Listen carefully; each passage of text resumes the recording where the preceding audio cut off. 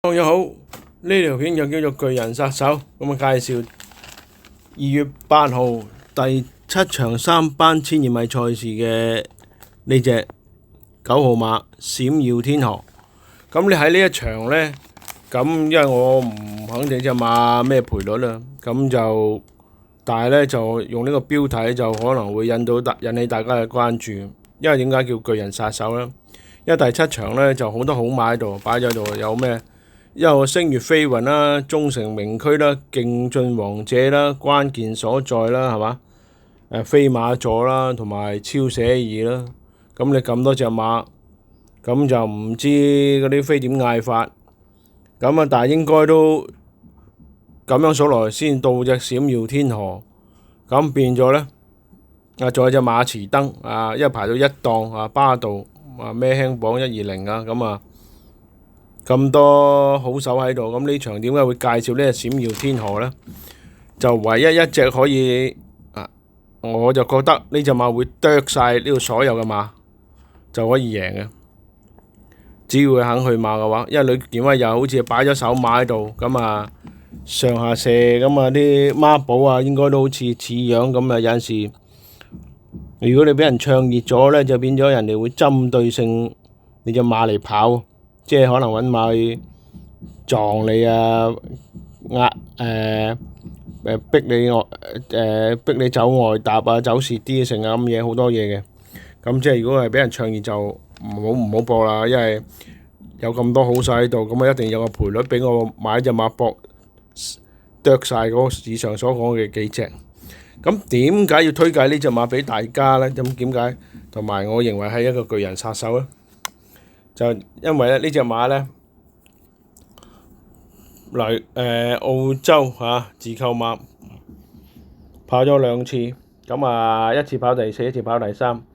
跑嘅時間就明顯比以上嗰啲馬嘅時間唔夠快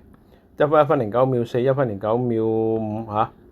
咁就但係佢跑嗰2次都係好地嘅喎，唔係好快地喎，係好地。咁我又睇到佢嗰個，我喺即係用報章睇就比較方便睇呢，就睇到佢嗰2場1200米呢，周俊樂騎得末段呢，騎到隻馬係末段422秒3，末段11秒4，2次都係咁喎。即係呢隻澳洲自購馬，即係比較啦，就係應該係即係都成熟進度好好嘅，差唔多熟透嘅開始因為佢都係如果係計年齡就3歲轉4歲，咁就應該啱啱。希望仲有少少進步啦，唔好太多啦，少少啦如果佢俾我如果佢嗰課，因為我仲未睇到佢嗰課有一課彈集睇唔到，因為而家暫時Racing Touch 睇唔到，我未上啲影片我睇唔到隻馬彈嗰課集點樣。咁但係因為呂健威亦都係將呢隻馬呢擺咗嚟彈集草地咧，咁我覺得佢會搏殺呢隻馬，因為呢隻馬呢閃耀天河跑過2次都係掛好地咁我估計都係有少少偏快嘅好地咁但係呢，即係都話晒叫好地掛，咁佢呢，刻意俾隻馬試一課即係近日子嘅彈集，就試俾佢走下嗰個硬啲嘅場地，睇隻馬嘅反應。呢個係好明顯嘅心意嚟嘅。咁大家有時唔覺意以為佢想提即係以為彈就提隻馬唔好慢走咁樣，其實有時唔係嘅。有陣時咁樣睇下係咩彈咩集喺邊度彈即係你要了解個騎師練馬師嘅心意，為咗乜嘢事先㗎嘛，係嘛？咁我睇到佢個心意就係希望確認呢隻馬跑呢個沙田呢個草地呢，佢係肯跑唔會縮步變咗呢，佢做咗呢個動作呢，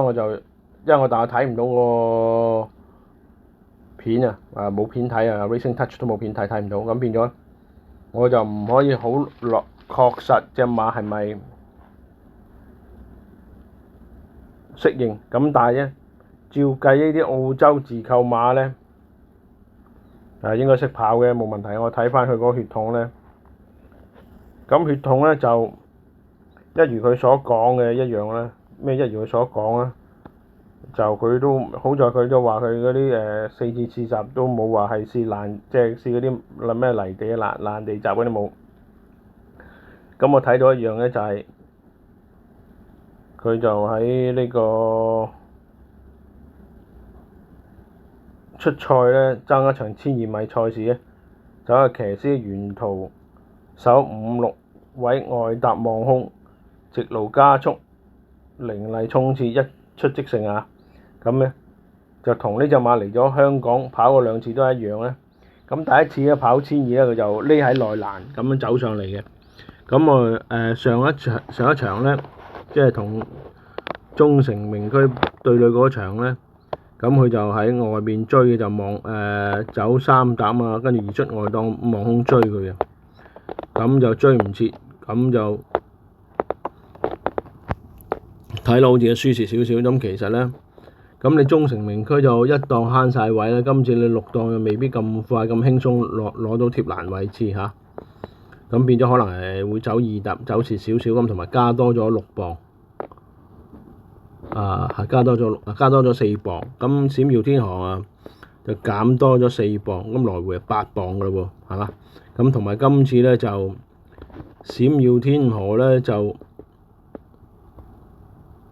今次就排咗9檔，咁可能就唔會留得太後，就可能會攝好位啲追，咁就因為如果搏晒一定係要攝前少少嘅，確保唔好走蝕太多位嚟望空衝。因為隻馬嘅後勁已經跑咗2次好勁噶嘛，咁啊當然佢就大家有啲人就會反對話唔係喎，勁進王者嘅末段好勁喎，未必夠佢衝喎。勁進王者冇錯，嗰次佢原內欄咁樣捐下都衝到末段421秒9，末段211秒2係犀利嘅，無疑係犀利嘅，呢個唔可以否認嘅。咁但係咧，霍宏星再騎翻咧，咁就有個問題咧，就係話。霍宏星就呢排好似騎馬都係冇咗以前嗰種悍勁啊，騎得唔起勁，咁同埋咧，佢亦都係加多咗5磅。咁佢嗰次衝嗰段咧，即係1月11號衝嗰段咧，就係可以衝到咁快咧，就係場地掛牌係好快地嘅。咁而閃耀天河1月4號嗰次係掛好地，咁佢掛好地衝呢段咧就慢你少少，變咗係正常，因為佢係好地，你個場好快地，咁你又加咗磅，咁佢又減咗磅，咁就變咗一個來回差個磅位讓磅多咗，咁同埋就係嗰個場地咧，今次咧只要閃耀天河咧係唔即係跑好快地啊，或者快地佢唔縮腳嘅話咧，咁就唔會慢得過你隻勁進王者嘅。即係喺我自己嗰個算式嘅程式計數方法嚟講，係唔會差過你嘅。咁並且今次有咁多隻馬喺度嗌飛，咁你呢隻馬咧閃耀天河一樣會係有賠率俾我哋搏嘅啊！咁就估計咧，我就唔可以話冷馬，因為就未必會冷，因為可能有人夾到實呢隻馬，咁到時再唱熱啊，落多啲飛，咁又變咗唔係，變咗可能又變咗熱門，又無